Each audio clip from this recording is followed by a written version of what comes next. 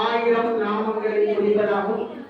இந்த நாமமானது லலிதாம்பிகை தேவியின் கட்டளையின்படி வாக்தேவதைகளால் ஏற்றப்பட்டது.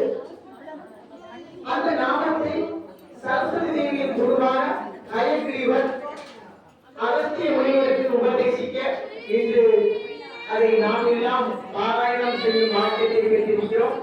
இது ரகசியத்திலும் ரகசியமாக இருந்த நாமம். இதை ஹயக்ரீவர் சரஸ்வதி தேவியின் குருவான ஸ்ரீ ஹயக்ரீவர் அகஸ்தியருக்கு உபதேசிக்க நாம் அதை பாராயணம் செய்யும் வாக்கியத்தை பெற்றிருக்கிறோம். இந்த நாமத்தை ஒரு முறை சொன்னாலே கங்கையில் குளித்து நம்முடைய பாவத்தை போக்கியும் புண்ணியம் கிடைக்கும் என்று அந்த ஹயக்ரீவர் அகஸ்தியருக்கு உபதேசித்தார். ஒரு முறை பாராயணம் செய்தால் 100 அஸ்வமேத யாகம் செய்த பலன் கிடைக்கும். அவ்வளவு சிறப்பு வாய்ந்த நாமம். அதனால் கலந்து கொள்ளப்படும் பக்தர்கள் 1 மணி நேரத்தில் இந்த பூஜையானது நிறைவேறும்.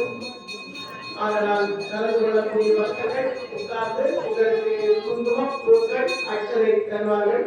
அதை வைத்து 1000 நாமங்களை சொல்லி இந்த சிறப்பான ஆடி செவ்வாயில் பூஜை செய்து அம்மனுடைய கைப்பற்றி செல்வீர்கள் அன்போடு